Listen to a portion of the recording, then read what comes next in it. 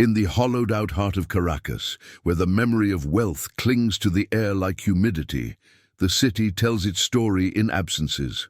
The absence of traffic on highways once choked with motion, the absence of light in windows that once burned brightly through the night, the absence of a future that was promised but never arrived.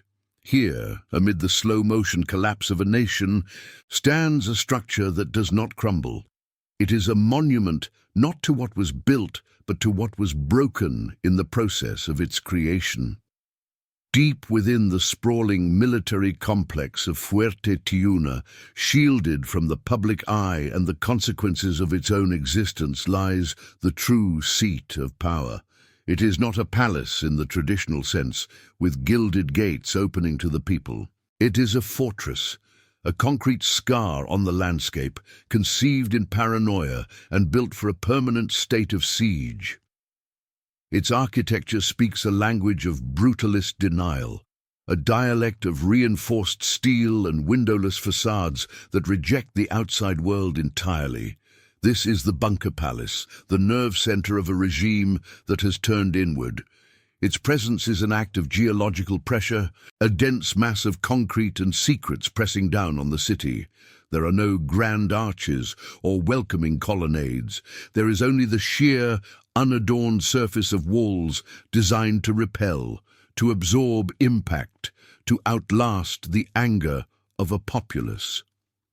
Power here does not announce itself with flags and ceremony. It whispers through the hum of hidden generators and the silent sweep of radar arrays. From its roof, a forest of antennas and communication dishes points not toward the nation it governs, but outward, toward distant allies in Moscow, Tehran, and Havana. These are the electronic tendrils that bypass a broken country, maintaining a lifeline to a world that enables its survival. This technological crown is the first clue that the fortress's primary function is not to lead a country, but to manage a geopolitical reality from a position of absolute isolation. Around its perimeter, an invisible border exists, more potent than any wall. The air itself seems to change, the chaotic energy of the city dissolving into a sterile, controlled silence.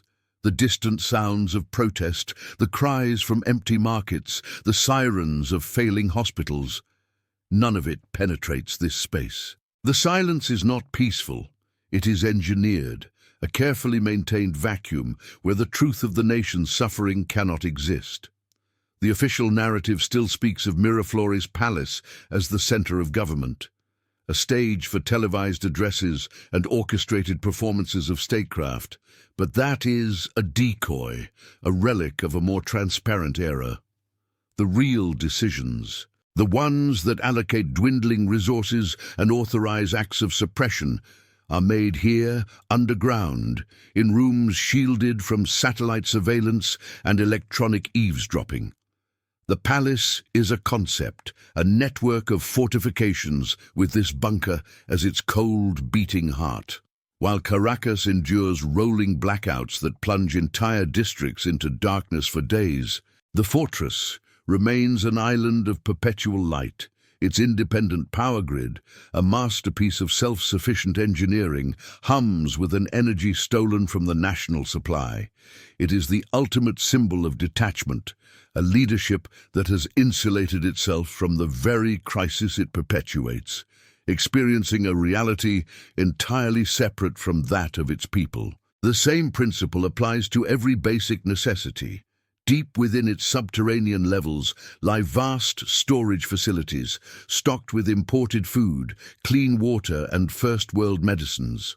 A private, state-of-the-art clinic waits on standby, ready to serve the elite while the country's public health system has disintegrated into a theater of medieval horror.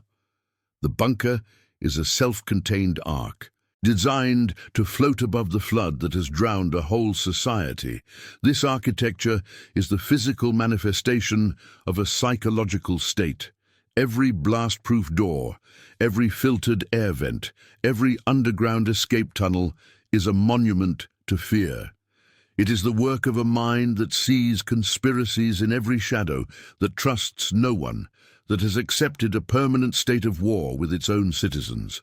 The fortress was built to keep enemies out, but its more profound success is in walling its master in.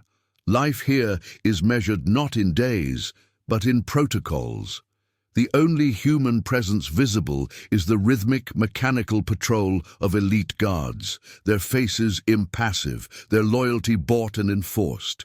They are extensions of the building itself, components in a vast security machine. The complex does not breathe with life. It watches, with 1,000 electronic eyes, for the slightest crack in its defenses. From a distance, the structure is an anomaly, a solid, unyielding object in a landscape of decay. It is a tombstone erected before the body has died, a monument to a power that survives by consuming the very nation it purports to protect. It stands intact, pristine, and utterly alone, the last functioning institution in a country of ruins, reigning over a graveyard of prosperity. The fortress projected an image of unbreakable control, a bastion of strength against a world of enemies. Luxury was just the surface, a veneer of steel and concrete. What happened inside those walls, in the insulated silence, was the secret that dismantled a nation. To understand the man who built this cage, we must first go back to the beginning, subscribe to uncover the origins of the ambition that laid its foundations. Before the fortress, there was the man. And before the man was a leader, he was an absence, a figure moving through the periphery of power without casting a shadow of his own. His story did not begin with a bang, but with the mundane, rhythmic drone of a city bus navigating the chaotic arteries of Caracas. He was a driver, a union man, one face among millions, his world defined by timetables and asphalt, by the humid press of the Caribbean air against a windshield. This origin was not a source of strength, but a ghost that would haunt every decision he ever made. Nicolás Maduro was not forged in the crucible of revolutionary struggle or intellectual fire. He was a product of proximity, an apprentice in the court of a titan. His ascent was a study in absolute loyalty, a quiet, unwavering devotion to the man who tore down Venezuela's old order and promised to build a new one from its rubble, Hugo Chavez. In the orbit of Chavez's overwhelming charisma, Maduro was a satellite, reflecting a borrowed light. His ambition was not to lead, but to serve, not to create, but to obey. This servility was his primary virtue, the very quality that made him indispensable. While others vied for glory, he offered fealty. He was the reliable functionary, the steady hand, the disciple who never questioned the Messiah. His political education was not in theory or statecraft, but in the art of anticipating his master's will. He learned power not as a right to be earned, but as a gift to be received. And this understanding would shape the very foundation of his rule. When Chavez's body finally succumbed to illness, a void opened at the heart of the nation. The Bolivarian Revolution was an edifice built around a single man, and with his death, the entire structure threatened to collapse. The heir had been named, anointed on national television by the dying commander. But the inheritance was a poisoned chalice, a country addicted to a personality that no longer existed, and a power structure held together by a loyalty he had not earned himself. He stepped onto the stage, not as a successor, but as a medium. His initial claim to legitimacy was not his own vision, but his supposed connection to the departed leader. He spoke of Chavez visiting him in the form of a small bird, a bizarre and desperate attempt to conjure the ghost of his predecessor, to wrap himself in a mystique he could not generate on his own. It was the first sign of a profound insecurity, a deep-seated inferiority complex that would become the engine of his reign. Without the natural authority of his mentor, Maduro was left with a throne he did not know how to fill. He was a man of average intellect and non-existent charisma, tasked with governing a nation in the throes of a personality cult without its central personality. This deficit, this gnawing awareness of his own inadequacy, would breed a specific kind of psychology, one rooted not in confidence, but in fear. From this fear grew a suffocating paranoia. The world, in his eyes, was not a community of nations, but a web of conspiracies, all converging upon him. The American empire was no longer just a political adversary. It became a relentless, omnipotent spectre, the ultimate justification for every failure, every act of repression. Enemies were everywhere, in the opposition, in the media, in the ranks of his own government. This siege mentality became the official doctrine of the state. Every problem, from food shortages to hyperinflation, was framed as an act of economic warfare, a deliberate attack orchestrated from abroad. The narrative was simple and absolute. Venezuela was a nation under assault, and he was its sole defender. Trust became a liability. Loyalty was not a matter of conviction, but of constant, demonstrable proof. A culture of snitching and suspicion was cultivated, turning allies into potential traitors. His paranoia was matched only by a profound detachment from the reality his people were living. While the nation's hospitals ran out of medicine and its children starved, he would appear on television dancing salsa, celebrating imaginary victories. This was not merely cynical political theater. It was the symptom of a mind that had retreated into a propaganda bubble, a carefully constructed reality where the revolution was always triumphant and the people were always happy. He insulated himself from the cries of the street, from the endless queues for bread, from the sight of a society disintegrating in real time. His world was one of televised addresses, staged rallies, and curated reports from fawning subordinates. This psychological dissociation was a survival mechanism. To acknowledge the truth of the nation's suffering would be to acknowledge his own failure, a truth his fragile ego could not withstand. Stripped of charisma and popular legitimacy, he was left with only one tool to maintain control: brute force. His cruelty was not the passionate ideological fury of a revolutionary. It was cold, functional, and pragmatic. Repression was a matter of political calculus, a necessary instrument to dismantle dissent and ensure the survival of the regime. Extrajudicial killings, torture, and political persecution became administrative tasks, carried out with bureaucratic efficiency. This combination of inferiority, paranoia, and detachment formed the psychological blueprint for his greatest creation. He did not dream of a monument to his glory, a palace to be admired by his people. He dreamt of a shield. He envisioned a structure that would be the physical manifestation of his own mental state, a fortress to keep the world out, a bunker to insulate him from the consequences of his rule.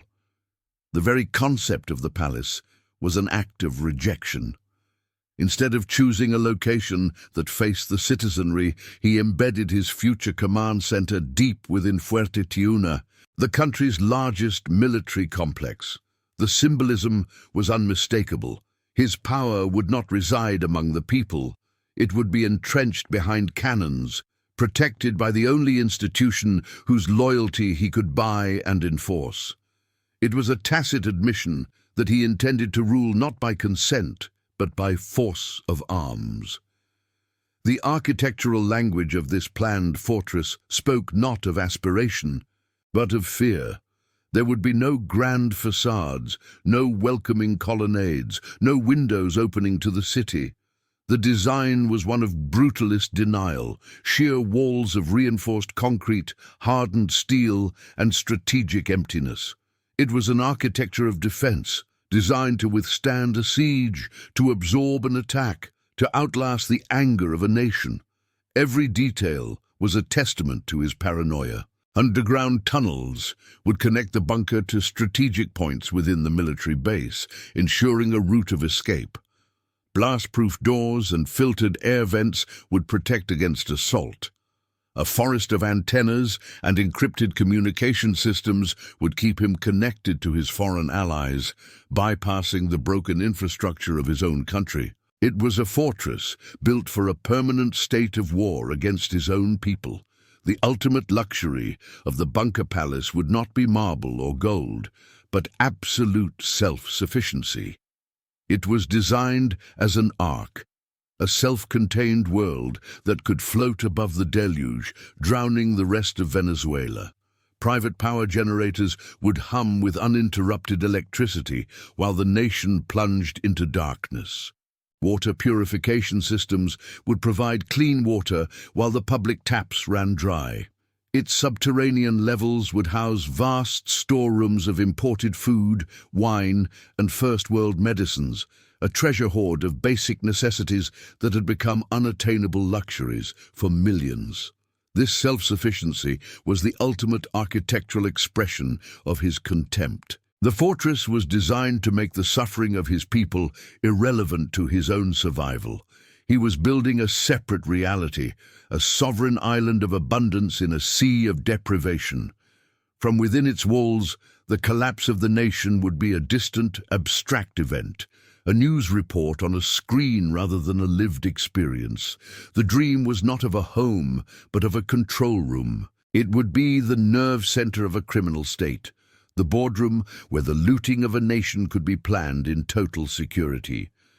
The fortress was a necessity for the kind of power he intended to wield, a power based not on production or prosperity, but on the systematic plundering of state resources.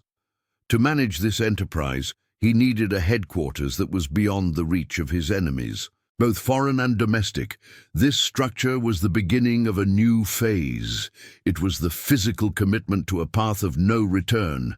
To build such a fortress was to declare that his relationship with the Venezuelan people was not one of leadership, but of occupation.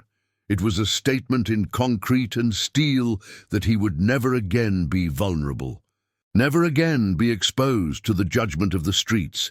He was walling himself in, and in doing so, he was walling his people out. The man who once drove a bus through the city of Caracas was now planning a citadel from which to rule over its ruins. The inferiority complex of the apprentice had metastasized into the paranoia of the dictator.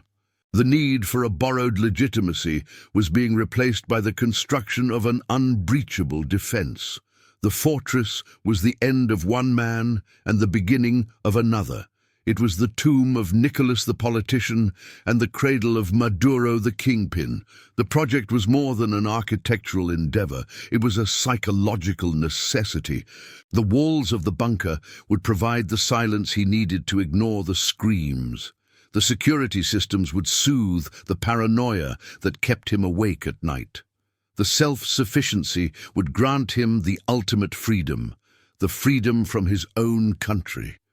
It was the perfect cage for a ruler who had come to see his own people as his greatest threat. The foundations were not just laid in the earth of Fuerte Tiuna, they were laid in the depths of his own fear. Each bag of cement was mixed with a measure of insecurity. Each steel bar was forged in the fire of his paranoia. The fortress was rising from the ruins of his own legitimacy, a monument to the man he was afraid to be, a leader without a people. It was from within this future sanctum that a new kind of crime would be orchestrated. The fortress was conceived as the brain of a kleptocracy, the secure location where deals would be struck, where oil revenues would be diverted, where currency schemes would be designed, and where the profits of a nation's misery would be distributed among the loyal. It was an architecture for organized crime at the highest level of the state. The very air within its planned corridors would be different, filtered, controlled, sterile. It would be a space devoid of the chaos and decay of the outside world, an artificial environment where the illusion of total control could be maintained. The silence inside would be the silence of a tomb, a place where the inconvenient truths of a dying nation could not penetrate. This was the genesis of the Bunker Palace. It was not born of a vision for the future. but of a terror of the present. It was the ultimate defensive posture of a leader who knew in his deepest recesses that his power was illegitimate. He was not building a legacy, he was building a hideout, a place to weather the storm he himself was creating. The man who lacked the charisma to inspire was now seeking the power to command from an unassailable position. If he could not win the hearts of the people, he would build a fortress that made their hearts irrelevant. Power would flow not from popular support, but from the cold, hard logic of military hardware and impenetrable walls. The design was an act of profound pessimism. It assumed the worst: betrayal, invasion, rebellion. It was a structure built on the belief that his rule would be forever contested, forever under threat. It was a physical admission that he would never achieve peace, only a state of perpetual managed conflict. And so the plans were drawn. The ground was broken within the secret confines of the military base. The dream of the bus driver had curdled into the nightmare of a nation. He was no longer just a man. He was becoming an architect of isolation, designing the very structure that would define his reign. The fortress was his answer to the question of his own inadequacy. It was his attempt to build with concrete and steel the authority he could not command, through presence or persuasion. It was a monument to weakness, masquerading as a symbol of strength.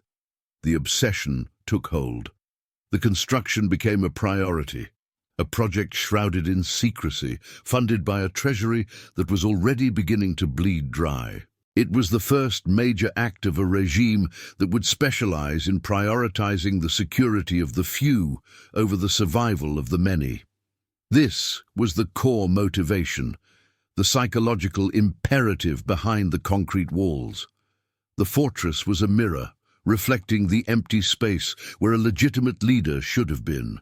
It was a physical compensation for a profound personal and political void. The man was building his shell, his armor, and from within this impenetrable shell he would soon begin to wage a quiet, devastating war on his own country, a war planned and executed from a sanctuary built to protect him from its consequences.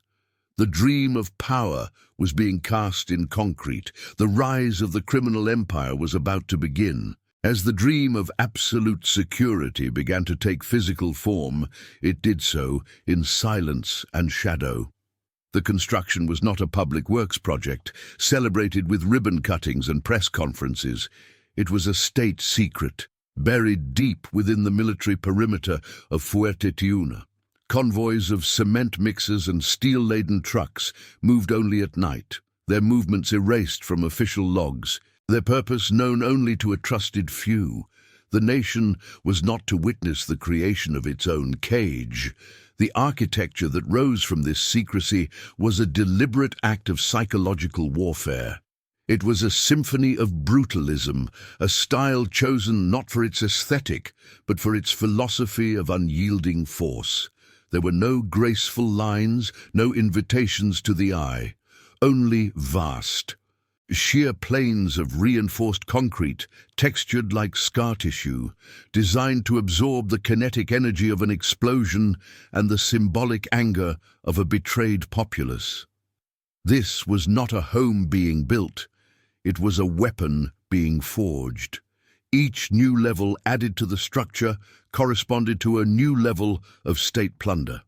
As billions vanished from the coffers of the national oil company, PDVSA, the fortress's foundations deepened, its subterranean levels expanding into a labyrinth of storage and survival. The stolen wealth of the nation was not being converted into gold faucets or marble floors, but into something far more valuable: insulation from the consequences of that theft. The exterior was a mask of impenetrable anonymity. It rejected the tropical light of Caracas, offering few windows to the outside world. Those that existed were mere slits of armored glass, recessed deep into the concrete, less for viewing out than for firing from within. The building did not engage with its environment. It dominated it through a posture of absolute denial, a concrete monolith that refused to acknowledge the city it controlled. This fortress was the physical manifestation of a new doctrine of power. It was a tacit admission that the relationship between the ruler and the ruled was no longer one of governance, but of containment. The structure's primary function was to separate the reality of the leadership from the reality of the people, creating two distinct Venezuelas, one that suffered and one that watched the suffering on a screen from a climate-controlled room. Inside, the concept of luxury was redefined. It was not opulence, but autonomy. As the national power grid sputtered and died, plunging entire cities into medieval darkness for days on end, a constant low hum emanated from the bunker's core. It was the sound of German-made generators, a private power station that made the fortress an island of perpetual light in an ocean of blackouts. This uninterrupted energy was the ultimate status symbol in a failed state. The same principle applied to every basic necessity. While the taps in Caracas ran dry or dispensed brown, contaminated liquid, a sophisticated water purification system drew from deep underground aquifers, providing a limitless supply of clean, potable water.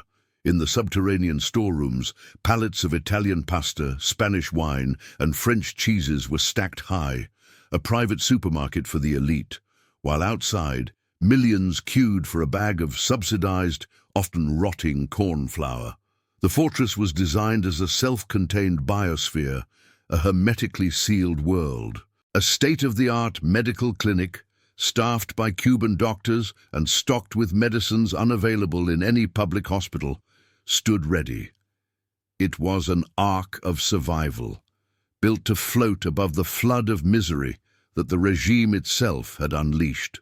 The ability to control one's own environment, to be immune to the national decay, was the truest expression of power. At its heart was the Situation Room, the technological brain of the empire. This was not the wood-paneled office of a statesman, but the command center of a warlord. A wall of screens provided real-time satellite imagery, intercepted communications, and live feeds from surveillance drones hovering over opposition neighborhoods. It was from this sterile, detached chamber that the mechanics of repression were fine-tuned and executed. During the mass protests of 2014 and 2017, this room became the epicenter of the state's violent response. From his command chair, surrounded by generals, Maduro could watch the streets of his own capital as if viewing a video game. Orders were given to disperse crowds with lethal force, to target specific protest leaders for arrest by the Cuban intelligence services, and to deploy the armed paramilitary gangs, known as colectivos, to terrorize demonstrators. The fortress provided the ultimate luxury, the ability to wage war on one's people from a safe distance. It was also the boardroom of the kleptocracy. In its secure meeting rooms, shielded from any form of electronic eavesdropping, the looting of the nation was planned with corporate efficiency. Here, the currency exchange schemes were designed. Here, contracts for the Orinoco mining arc were distributed to loyalist military factions. Here, international fixers like Alex Saab would meet with the inner circle to devise the networks of shell companies needed to launder billions through food import programs.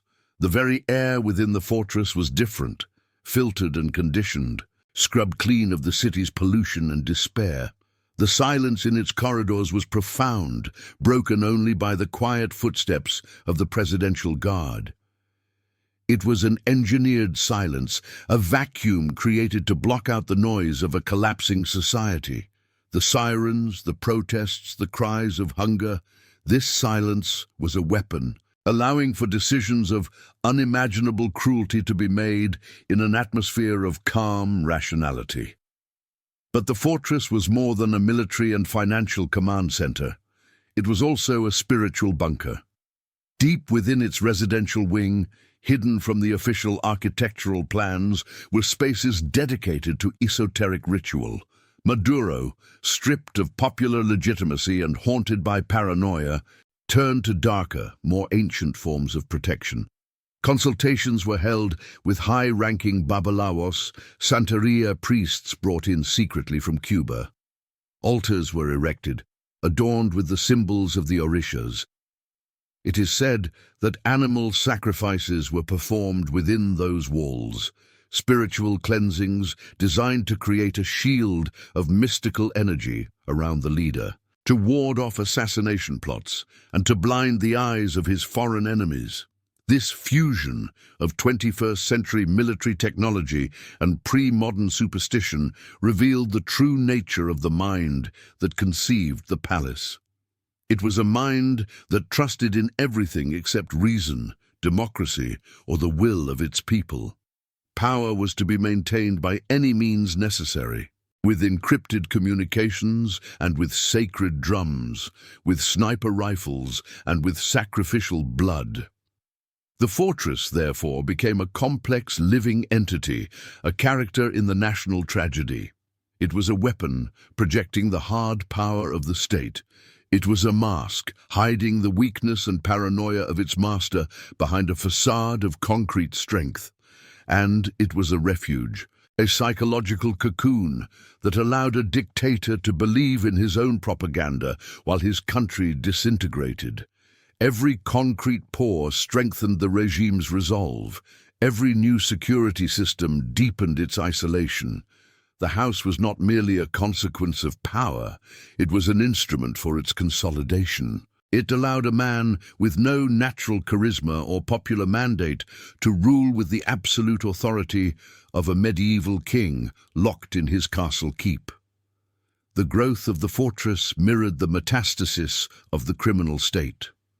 As the nation's institutions were hollowed out and replaced by networks of patronage and corruption, the bunker became the new, true seat of government. Miraflores Palace was maintained for television cameras, a hollow stage for the performance of statecraft. The real decisions were made in the subterranean rooms of Fuerte Tiuna. This physical separation was crucial. It allowed the regime to operate on a purely transactional basis, unburdened by any sense of public accountability. Loyalty was not owed to the nation, but to the cabal that met within the fortress walls. The distribution of illicit profits from oil, gold, and food was the glue that held the power structure together, and the palace was the vault where the deals were sealed. The structure was a monument to contempt.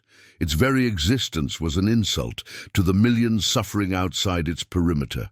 The grotesque luxury of having a private, functioning state within a failed one was a daily demonstration of the regime's complete detachment from the people it claimed to serve. The bunker was a perfect reflection of its owner's mind, a space of deep distrust, built to repel a hostile world. It was a physical manifestation of a siege mentality, a fortress erected not against a foreign invader, but against the citizens of its own country. It was the ultimate architectural expression of a government at war with its people. The fortress was not just a place to live or work. It was a tool that enabled a specific type of crime, systemic kleptocracy. To orchestrate the siphoning of an entire nation's wealth required a nerve center that was beyond reproach, beyond surveillance, and beyond the reach of any conventional justice. The bunker provided that sanctuary. Its corridors did not echo with debate or discussion, but with the quiet, conspiratorial whispers of a mafia high command. It was a place where national budgets were transformed into personal fortunes, where food for the hungry became a commodity for enrichment, and where the future of a country was traded for the security of a few. The world outside could crumble. The hospitals could run out of bandages. The children could faint from hunger in their classrooms. The currency could become worthless paper. None of it mattered, as long as the generators kept humming and the blast doors remained sealed. The house was complicit. Its thick walls absorbed the secrets of the empire. Its security systems guarded the architects of the nation's ruin. Its very solidity provided a sense of permanence and inevitability to a regime that was, in reality, profoundly unstable. The man who once drove a bus was now the master of a citadel. He had built with concrete and steel the authority he could not command through respect. The fortress was his armor, his shield, and his cage. It was the place where Nicolás the man disappeared, and Maduro the kingpin reigned supreme. It became the symbol of a power that did not need to be seen to be felt. Its influence radiated outward, not through grand pronouncements, but through the silent, efficient deployment of force and the systematic organization of theft. The bunker was the dark star around which the entire criminal enterprise now orbited. What, in the end, was the truest symbol of this ruler's vanity? Was it the technological fortress that allowed him to watch his nation like a distant god? The self-sufficient luxury that rendered his people's suffering irrelevant? Or the hidden altars where he sought protection from forces beyond his control? At the zenith of its power, the fortress ceased to be a construction project and became a fully realized universe, a sovereign entity operating under its own laws of physics and morality. Inside its perimeter, time did not move in sync with the decaying nation outside. Here, the revolution was not a failure, but a resounding, eternal success. The air hummed with the quiet confidence of absolute control, the sound of a machine working in perfect, brutal harmony. This was the reign, a period of unchallenged authority lived entirely within the sterile confines of a concrete shell. The Bunker Palace was no longer just a shield, it had become the engine. From its subterranean heart, the invisible mechanisms of the empire pumped plundered wealth through a complex network of arteries, nourishing the loyalty of the inner circle and starving the rest of the body politic. The official economy of Venezuela had collapsed, but a new clandestine economy thrived, and its headquarters was this fortress. It was a business of state-sponsored crime, and business was booming. Life within this bubble was a spectacle of surreal normalcy. While the nation's currency turned to dust, the elite within the walls transacted in euros and dollars, or through encrypted digital transfers. Lavish dinners were held, featuring Scottish salmon and Californian wines.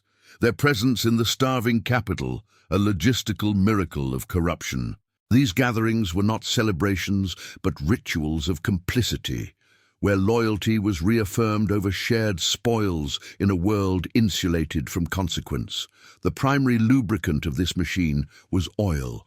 Petróleos de Venezuela, once the jewel of the nation and the source of its prosperity, was transformed into a personal automated teller machine for the regime. Billions of dollars were siphoned through a web of fraudulent contracts, awarded to shell companies for services never rendered or for equipment purchased at grotesquely inflated prices. The oil that flowed from the ground no longer belonged to the people. It belonged to the fortress. But the true genius of the kleptocracy lay in its mastery of abstraction. The currency exchange system known as KADIVI was its masterpiece. It was a simple, devastatingly effective scheme. Insiders were granted the right to buy US dollars at a ludicrously low, fixed official rate, under the pretense of importing essential goods like food and medicine. These dollars, once obtained, were immediately sold on the black market for hundreds, sometimes thousands, of times their purchase price. It was an engine for creating millionaires overnight, a reward system that bound the nation's economic elite to the regime's survival. The fortress was the clearinghouse for this colossal fraud. In its secure meeting rooms, lists were drawn up, allocating preferential dollars to loyal businessmen and military officials. The paperwork was a fiction, a bureaucratic performance to mask the raw theft. Entire shiploads of imported food would later be found to contain nothing but rocks and rotten produce. The customs declarations merely a final flourish on a multi-billion-dollar act of financial alchemy. As oil production faltered under the weight of corruption and mismanagement, the empire turned to a more primal source of wealth: the earth itself. The Orinoco mining arc, a vast mineral-rich territory in the south of the country, was declared a special economic zone. In reality, it was turned over to a lawless consortium of military generals, Colombian guerrillas, and hyper-violent criminal gangs known as syndicates. This was the era of blood gold. Unregulated mines, operated with slave-like labor, scarred the Amazonian landscape. The gold, coltan and diamonds extracted were not destined for the national treasury. They were flown out of the country on clandestine flights, smuggled through Caribbean islands, and sold in markets in Turkey and the United Arab Emirates. The profits flowed directly back to the military factions that controlled the territory, a system designed to buy the loyalty of the armed forces with the nation's geological soul. This torrent of dirty money required a sophisticated global laundry. A new class of financial operator emerged, chief among them the fixer, Alex Saab. From the sanctuary of the fortress, he and others like him designed the intricate corporate architecture needed to wash the illicit funds. A dizzying array of phantom companies was established in tax havens from Panama to Hong Kong, their ownership obscured behind layers of nominees and proxies. The laundered money would then reappear in the legitimate world, invested in luxury real estate in Madrid, five-star hotels in the Dominican Republic, or simply deposited in compliant banks in Switzerland and Andorra. The fortress was the command center for a global criminal enterprise, its reach extending far beyond Venezuela's borders, a dark hub in the world's financial underworld. At the technological core of this reign was the Situation Room. This was not a chamber for statecraft, but a theater of war against the Venezuelan people. During the great waves of protest, its wall of screens glowed day and night, displaying a god's-eye view of the chaos below. Live feeds from drones, intercepted communications, and social media trackers provided a real-time map of the descent. From his command chair, the ruler and his generals watched the streets of Caracas with the cold detachment of strategists. Orders were given with surgical precision. Deploy the National Guard to this intersection. Authorize the use of tear gas and rubber bullets on that crowd. Unleash the colectivos, the regime's paramilitary shock troops, to terrorize this specific neighborhood. It was repression as a science, managed from a climate-controlled room miles away from the blood and the screams. The fortress provided the ultimate psychological buffer. It transformed the brutal act of suppressing a population into a clean, data-driven exercise. The people on the streets were not citizens with grievances. They were red dots on a screen, targets to be managed, threats to be neutralized. The physical and emotional distance created by the bunker's walls was the key to the regime's capacity for cruelty. This detachment was not only political, but also cultural. The fortress became a stage for a bizarre and insular court life. While the nation's cultural institutions crumbled, private concerts were held within the compound for the ruling elite.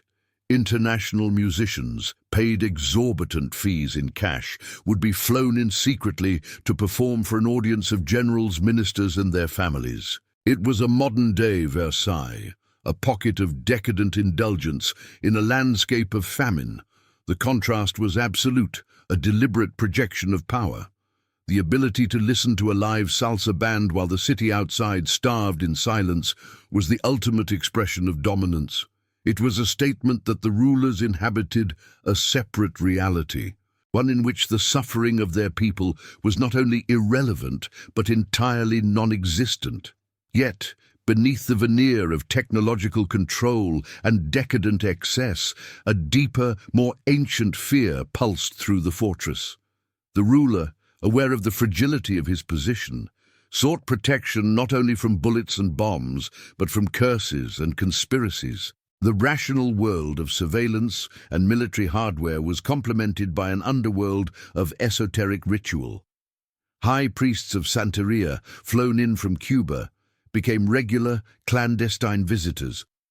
In hidden rooms, far from the eyes of official security, altars were maintained. It was whispered that animal sacrifices were performed, their life force offered to the Orishas in exchange for spiritual armor, for a mystical shield that would make the leader invisible to his enemies and his power immutable. This fusion of hypermodern surveillance and ancient superstition was the truest expression of the regime's psychology. It was a power that trusted nothing, not its people, not its allies, not even its own guards. It sought to control every variable, from satellite transmissions to the favor of the gods. It was a fortress built against every conceivable threat, both material and metaphysical.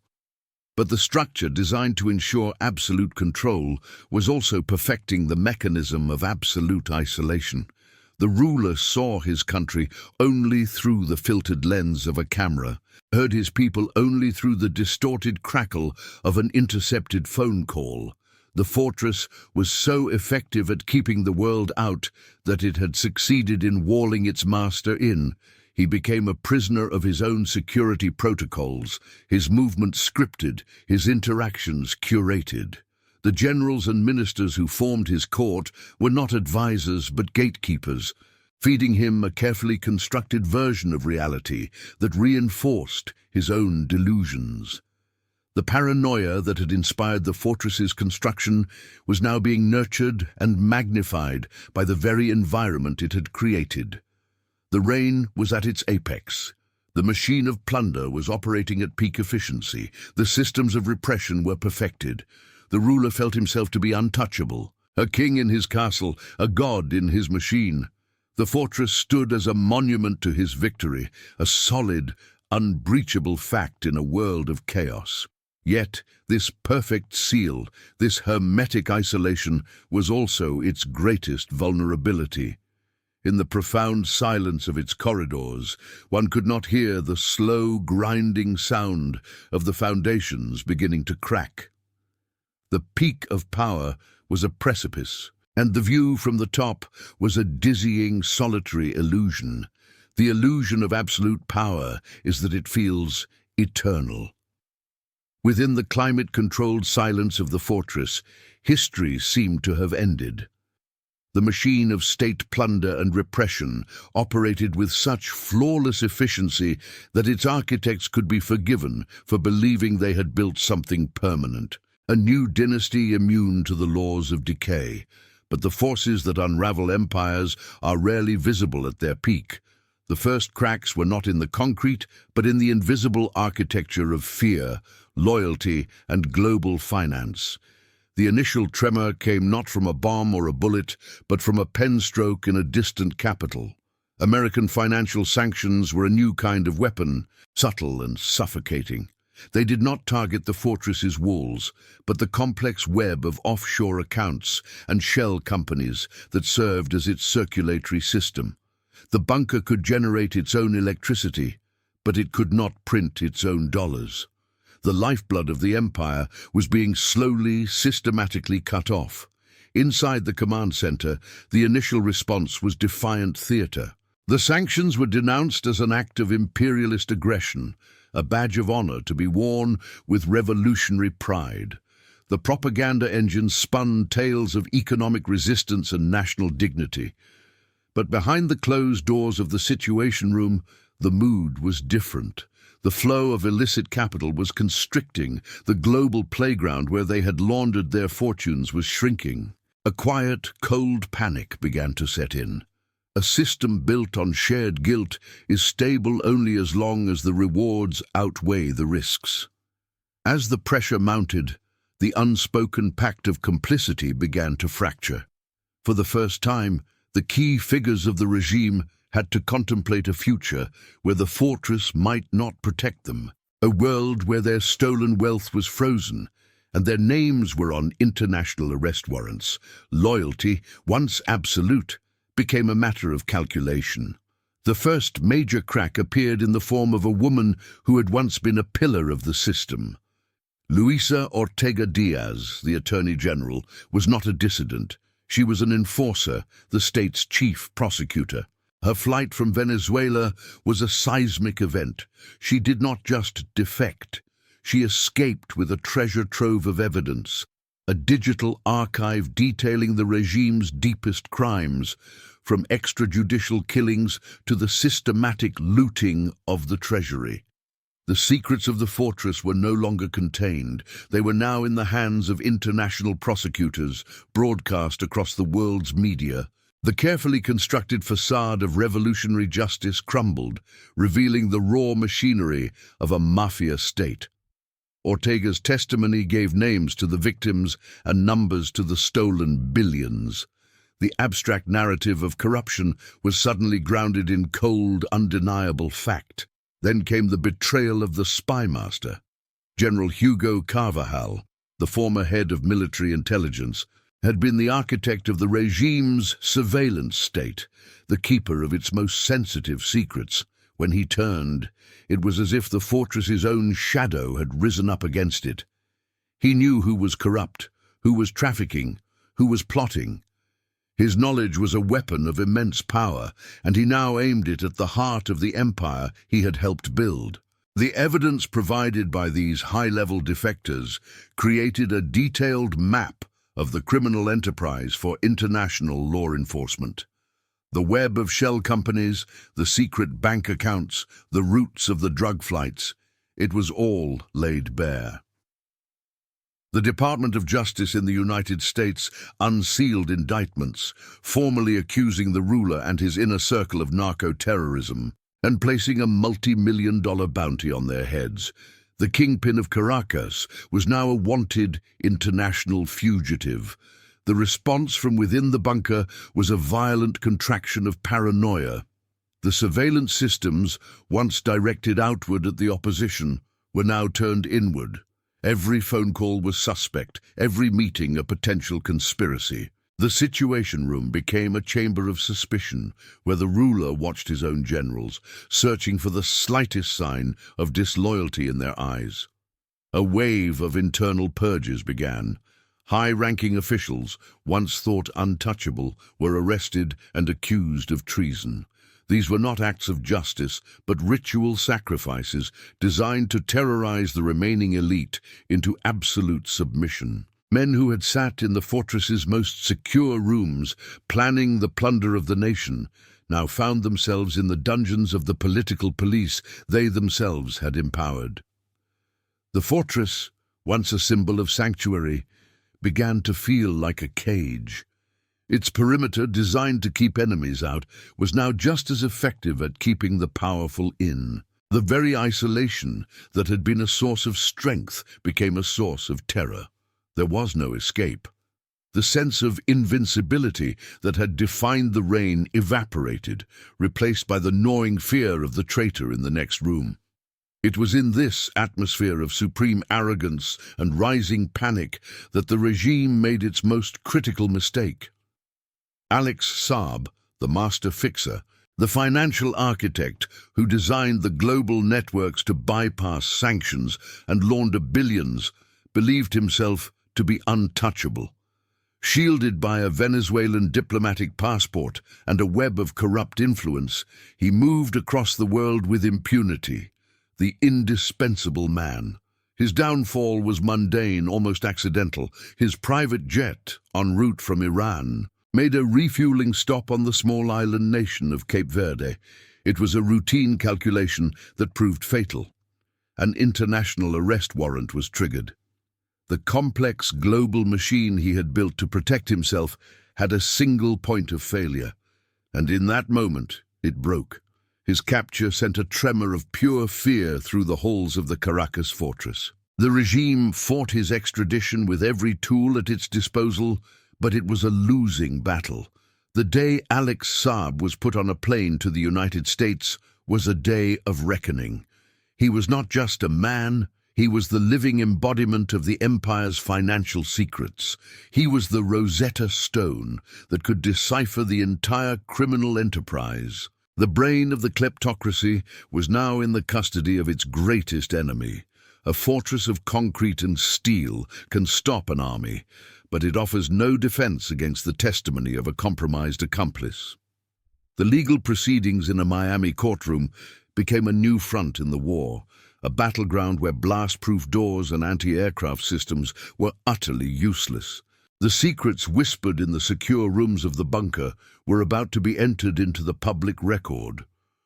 The psychological toll on the ruler was immense. The circle of trust, already shrinking, was reduced to a handful of individuals bound together, not by loyalty, but by the shared certainty of mutual destruction. The silence in the fortress corridors deepened, no longer the calm of absolute control, but the heavy, suffocating silence of suspicion. From the outside, the structure stood unchanged. The generators hummed their constant, reassuring tune. The Presidential Guard marched their precise, rhythmic patrols. The facade of power remained flawless, a brutalist monument to unyielding strength. But this is the nature of systemic decay. It is an internal rot that hollows out a structure, leaving a brittle shell that only appears solid to the distant eye. The cracks were no longer invisible hairline fractures. They were deep, structural faults running through the very foundations of the regime.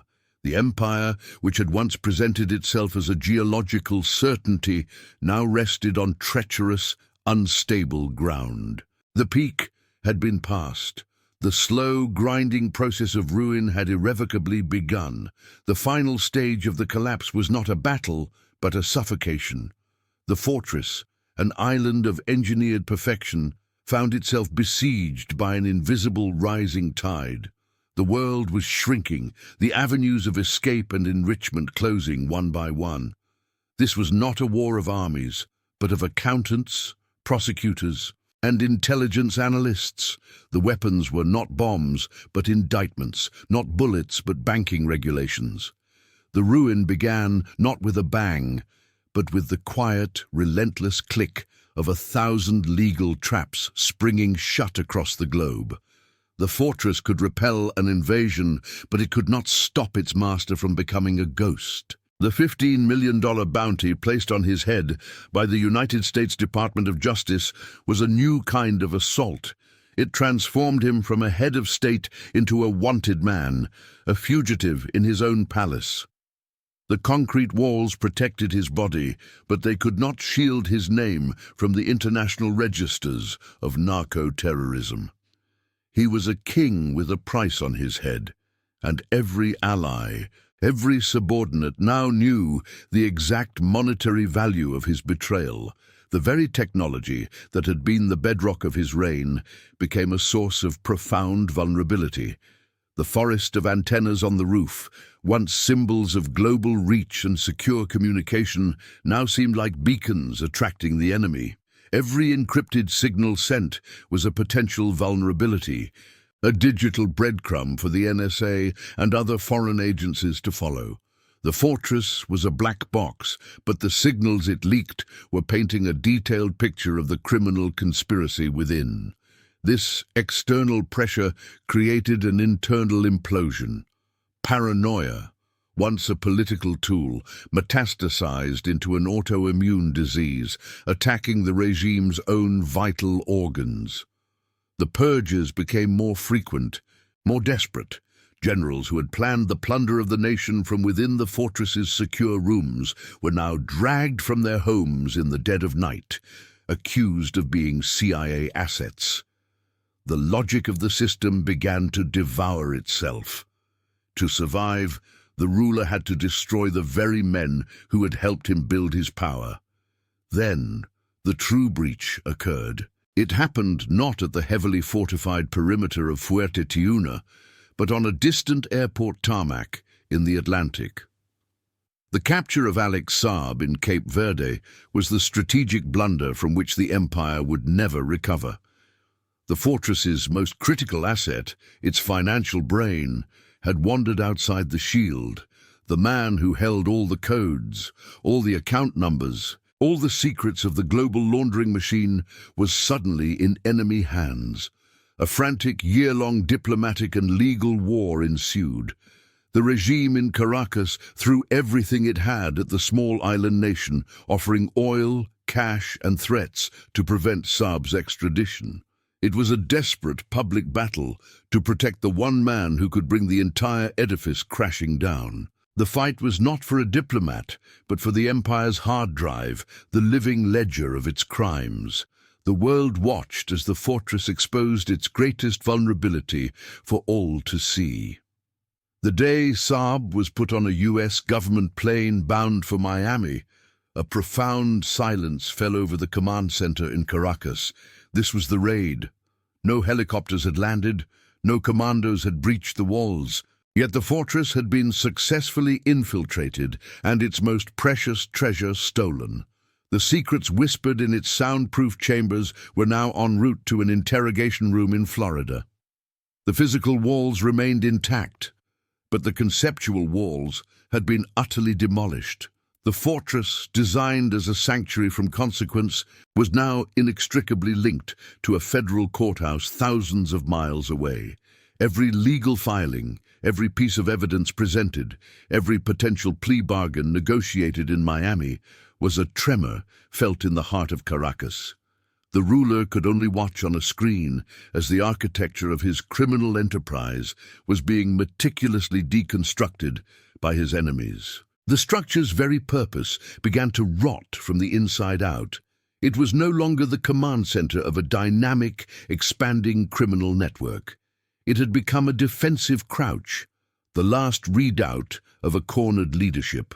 The Situation Room, once a tool for projecting power and managing repression, was now primarily used to monitor the legal proceedings against Saab, a theater of impotence. The fallout was immediate and catastrophic.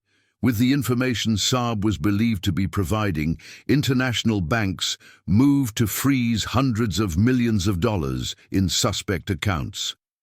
Frontmen and business partners across Europe and the Caribbean vanished overnight, their phantom companies dissolving like mist. The global financial network that had sustained the regime was being systematically dismantled, artery by artery. The fortress was being starved of the very illicit funds it was built to protect. It was now a crime scene, but the evidence was not being dusted for fingerprints on site. It was being extracted piece by piece from the memory of a single man. The fortress's hidden vaults, its secret ledgers, its lists of co-conspirators, all of it was being mapped out in another country. The bunker had become a monument to a crime that was being solved elsewhere.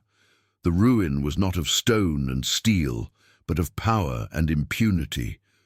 The fortress still stood, pristine and menacing, an island of order in a sea of chaos. But its dominance was an illusion. It was a ship with a sealed hull and humming engines, but its rudder had been ripped away, and it was now adrift in hostile waters, waiting for the inevitable storm. The psychological impact was devastating. The ruler's world, once spanning continents through a web of illicit deals, had shrunk to the dimensions of his own bunker. He was a prisoner of the very security he had constructed. To step outside was to risk capture or assassination. The fortress was no longer a castle, it was a cage. The contrast between the building's physical integrity and the empire's systemic collapse was the final, grotesque irony. The generators still provided flawless power, the air filtration systems hummed their sterile tune, and the guards still marched their perfect patrols. It was a perfectly preserved tomb, housing the ghost of an empire that had already died. The fortress had been conceived as the ultimate symbol of a power that would endure forever. It was built to outlast its enemies, to survive a siege, to project an image of unbreakable strength. But its concrete and steel could not protect the fragile architecture of lies, fear, and stolen money upon which the regime was truly built. The structure had succeeded only in creating the perfect conditions for its master's isolation. It had walled him off so completely from the world that he was the last to understand the true nature of his own ruin. He was the king of a hollow mountain, the master of a silent, echoing tomb. The great irony of the fortress is that it did not fall. It endured.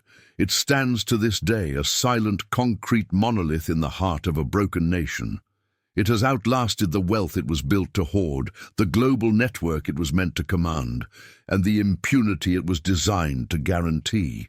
Its enduring presence is the ultimate evidence of its failure. Does true power lie in the fortresses we build to protect ourselves from the world, or in the things that survive when those walls inevitably become a prison? If you believe stories of power are a mirror to our own ambitions, subscribe to see more empires turn to dust. The great irony of the fortress is that it did not fall. It endured. It stands today, a silent, inconcrete monolith in the heart of a broken nation, its brutalist facade untouched by the decay that has consumed everything around it. But it is a hollow victory. The global criminal empire it was built to command has been crippled, its financial arteries severed, its architects hunted or compromised. The fortress remains, but its purpose has rotted from within, leaving only a shell of impenetrable vanity. The man inside is a paradox, a head of state who cannot travel, a commander-in-chief besieged by indictments, a king with a $15 million bounty on his head. He is the warden of his own sanctuary. The blast-proof doors and anti-aircraft systems that were meant to project his power across a continent now serve only to guarantee his personal survival within a few square miles of military-controlled territory.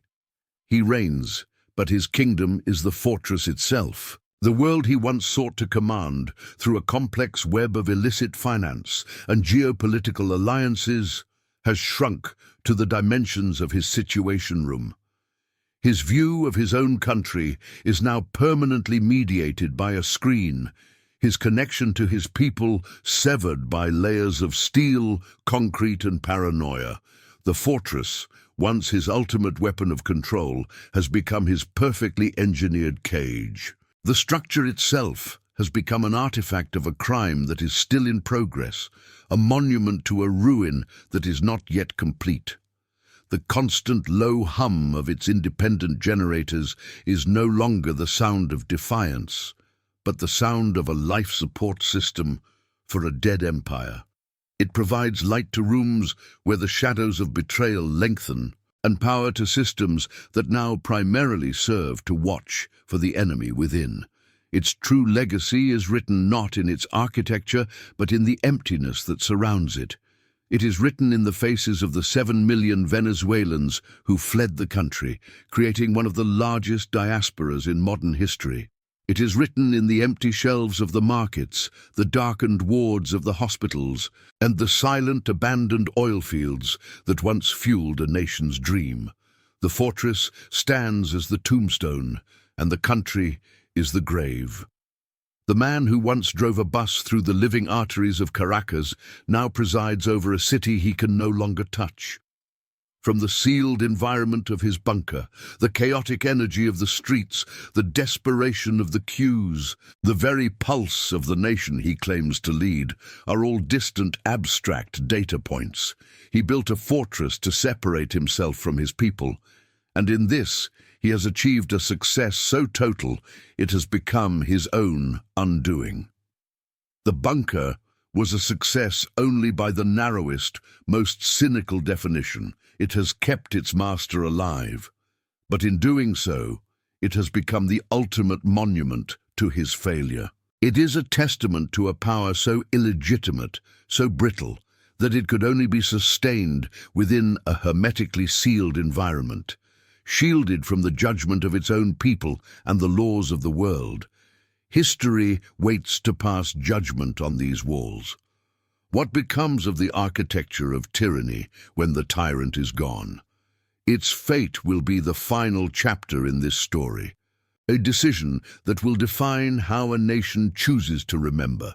Will it be demolished, its concrete ground to dust in a symbolic act of erasure, an attempt to build a new future on a cleared foundation? Or will it be preserved? Some will argue that such a structure must stand, repurposed as a museum of corruption, its sterile corridors open to the public for the first time. A place where future generations can walk through the nerve center of the kleptocracy and learn, in the most visceral way, how a nation was dismantled from within. A warning cast in concrete. For now it remains neither ruin nor relic. It is a living scar, a concrete cyst in the heart of a wounded country, its presence a constant painful reminder of a catastrophe that has not yet ended. The ruler remains, and as long as he does, the fortress continues to perform its grim, solitary function.